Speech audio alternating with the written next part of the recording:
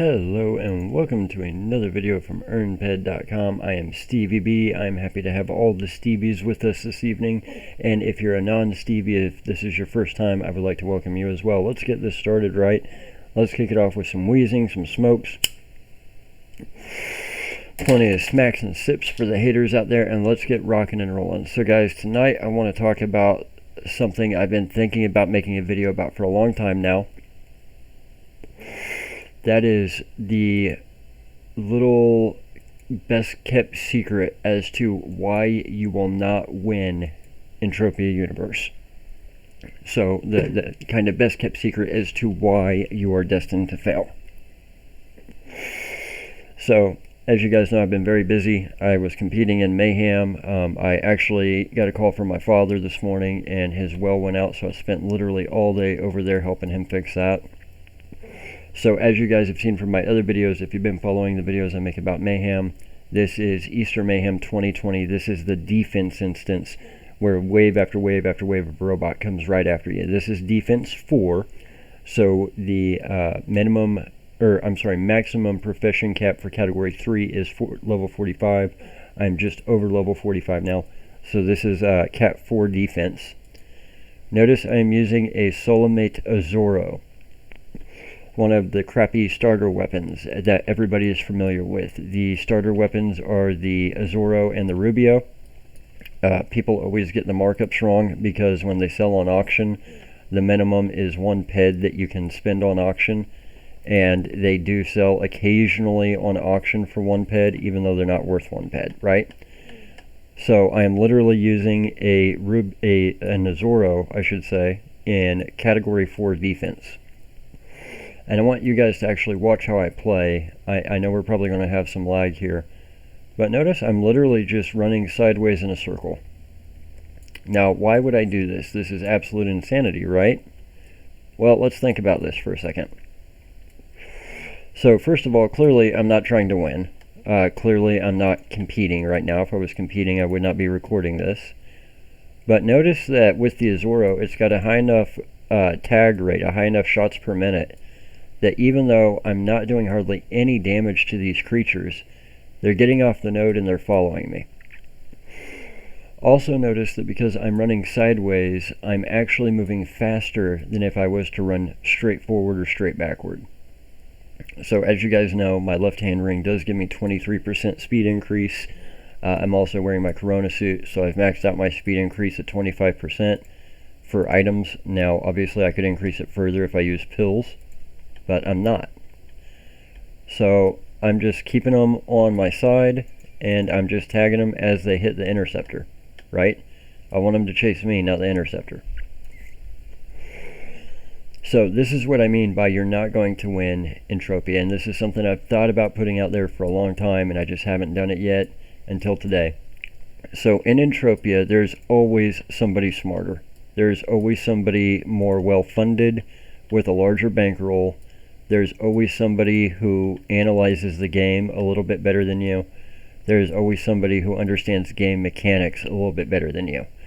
I like to think that I'm a pretty smart guy, but a lot of the stuff that I know about Entropia is either something that I have had somebody else discover and then passed on to me, or it is something that I discovered because of something somebody else discovered.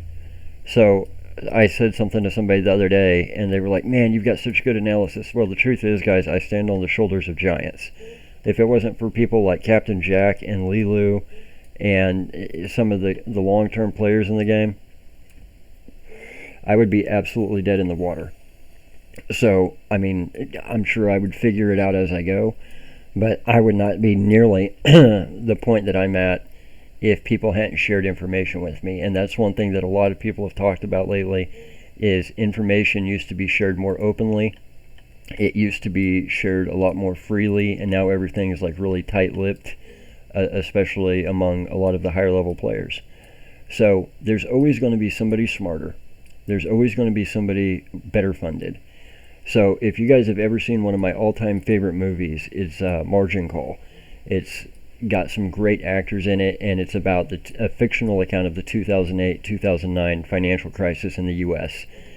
and literally the entire movie was shot in like one building, like one office building, and it all takes place inside this office building. It's awesome.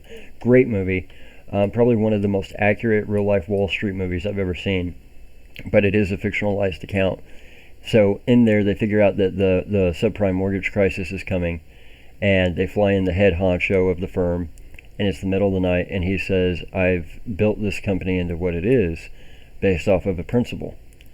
If you want to be the best and dominate a market, you've got to do one of three things. You've either got to be the smartest, you've got to be the fastest, or you've got to cheat. He said, I know I'm definitely not the smartest. He said, I'm absolutely not going to cheat, so therefore I can be the fastest. And that really holds true with a lot of things in life, but it really holds true with Entropia in a way that in the real world you don't see it as much. I mean, we all remember when the tier upgrader thing was announced for, version update 17, and then it turns out that there was one or two players who happened to have a whole lot of tier upgrading skills already on chips that they were just unloading to MindArc, like the most obscure skill that you could possibly have, and you just happen to have a whole bunch of it laying around.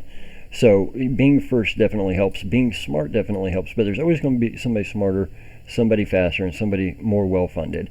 And that's one of the reasons that Mayhem is the way it is. It's one of the reasons that luck does play a lot of who comes out on top in Mayhem. It's why those 5,000 point awards are so important. But guys, notice that this entire time I've literally just been running sideways, pegging them with this Azuro. And you're about to see why. So I'm ending round number 5, and bam, right there, I just got awarded a Mayhem token. Now, I have used very, very little ammo, very, very little decay to get that Mayhem token. I've literally just been running in a circle, right? So here's the thing, with the updates the way they are, the way the game is now, you get back a portion of your ammo cost and your decay and stuff if you kill a mob and then it gets turreted, right? So I've been using an Azuro. I've been running in a circle. I've just been tagging them, keeping them off the interceptor. Now I'm not keeping them off the interceptor, so now it's slowly getting destroyed. So what's going to end up happening is here in just a second, that interceptor is going to get destroyed. And when it does, they're all going to come flocking to me. They're just going to all start chasing me, even the ones that are currently on the interceptor.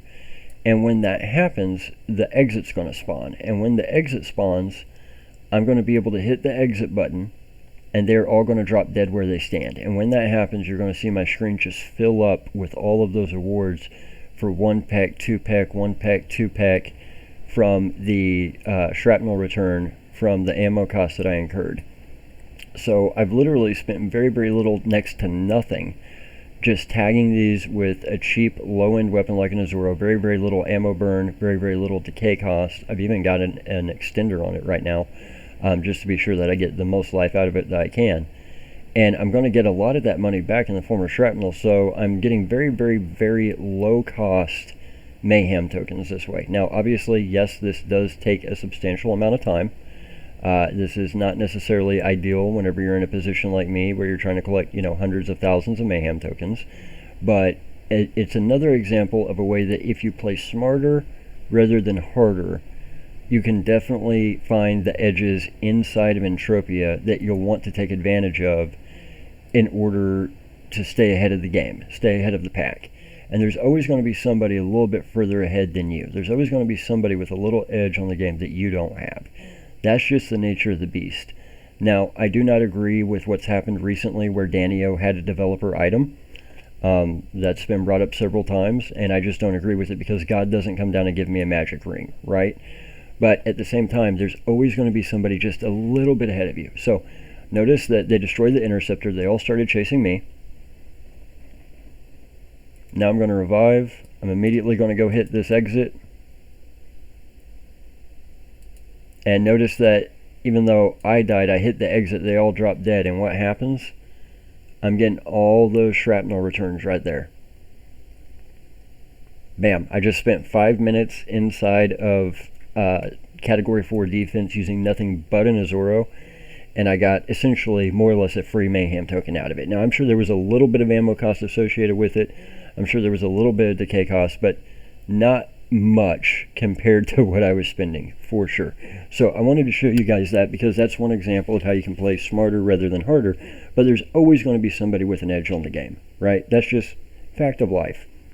Now, you have a guy like Messi who's got the sacrificial dagger. There's people that even have an edge over him in some way, because he might have the best weapon, but they might have better knowledge or something, right? Very rarely does one person have all these different facets put together. So that's one way that I wanted you guys to realize that Entropia is set up essentially to make you fail. But the reason I wanted to spend so much time emphasizing that is because it doesn't matter. At the end of the day, Entropia is still a game. And I think this is one thing that we've forgotten as we go in. It's something I don't mention enough in the videos. You know, we talk about how to make money and how to be more eco. It's a game. At the end of the day, if you're not having fun playing Entropia, if you're not having fun hunting and mining and crafting with your friends or being in a society, then there's no reason for you to be here. There's just not. At the end of the day, it is a game. And yes, it has the potential for you to make money. And if you do make money, that's great. But you know what, guys? Even if it costs you a little bit of money to play on a monthly basis, as long as that's money you were going to spend on entertainment anyway, who cares? You know, are you going to spend $40 a month on a subscription game? Or are you going to spend $40 a month playing Entropia, opening 20 boxes, depoting $20 worth of PED in order to buy some in-game items? Are you having fun? Because if you're watching this video right now and you're not having fun with Entropia, you're doing it wrong. I'm not saying if you're watching this video and you're not making money hand over fist, you're doing it wrong. I'm saying if you're watching this video and you're not having fun, you're doing it wrong. So that's something I want you guys to think about, because a lot of times we get too caught up in the money aspect. A lot of us started thinking we were going to be free to play and make billions of dollars, and that's just not reality. Reality is it's a game, it's a community, we can have fun, we can have friends, and maybe we can make and lose a little. But at the end of the day, if this isn't your escape, if this isn't your outlet, if this isn't where you come to relax in the evening and get away from it all with your friends, then you're definitely doing something wrong. And I think the guys who are smarter, faster, better funded understand that in a fundamental way that the rest of us oftentimes do not. So guys, to wrap it up, I know this has kind of been a little bit of a long video just about theoretical fuzzy feelings. But to wrap it up, I do want to let you guys know the StevieB A fund is active. We have sold several thousand shares already in the past 2 weeks. We're actually catching up to the ancient Greece share sales very, very quickly. The fund did receive its first payment 2 days ago, and everybody who's invested has already been reaping the rewards. To put it into perspective for you guys, one person bought 10,000 shares and their income for the month was 64 PED. So do the math on that.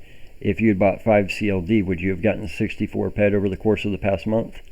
Maybe because of Mayhem, but if Mayhem wasn't going on, definitely no.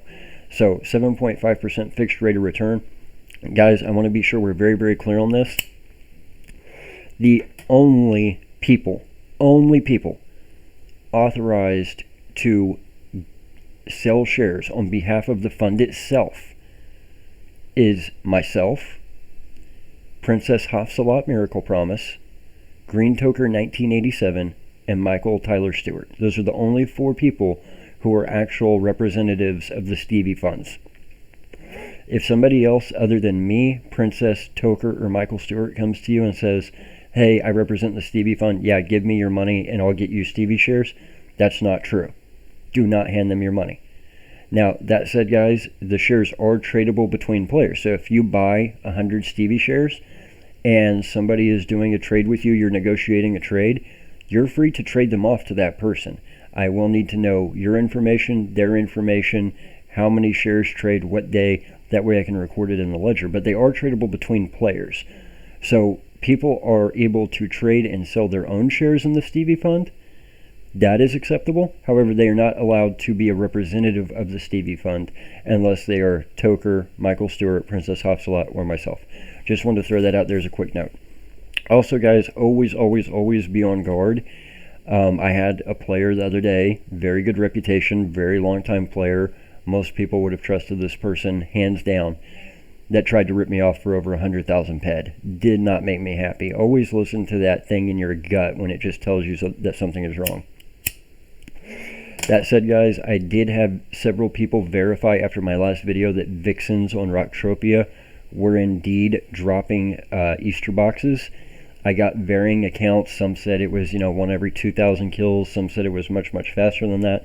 But Vixens on Rocktropia for sure have been dropping Easter boxes. Easter Mayhem is almost over.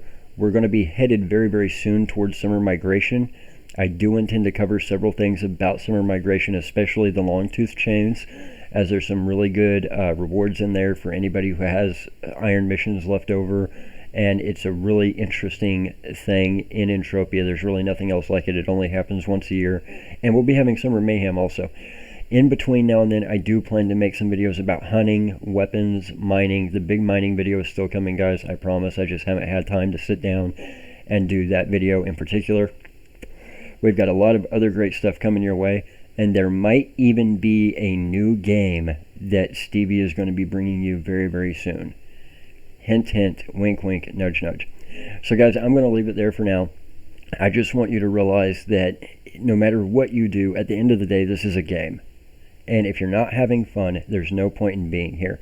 If you can make money, especially through passive income, I don't care if it's Fun Day Stevie shares, I don't care if it's CLD, AUD, whatever. I don't care what it is. If you can create passive income, that's really the best way to beat the game. Also, hunting and mining for markup, best way to beat the game.